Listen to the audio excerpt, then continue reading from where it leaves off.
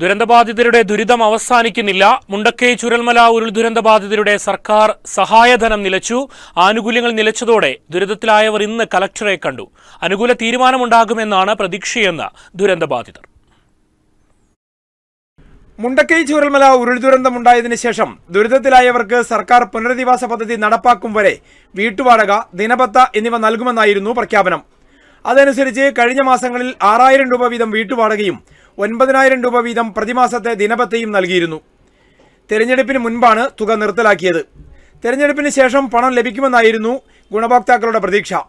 ധനസഹായം നിർത്തലാക്കിയതിനെതിരെ ഇപ്പോൾ ആളുകൾ പ്രതിഷേധമുയർത്തിയിരിക്കുകയാണ്. ടൗൺഷിപ്പിൽ വീടുകളുടെ നിർമ്മാണം നടന്നുകൊണ്ടിരിക്കുന്നുണ്ട്. ടൗൺഷിപ്പിൽ വീട് ആവശ്യമില്ലാത്ത സർക്കാർ ലിസ്റ്റിൽ ഉൾപ്പെട്ട ഗുണഭോക്താക്കൾക്ക് 15 ലക്ഷം രൂപ വീതം സർക്കാർ നൽകിയിരുന്നു.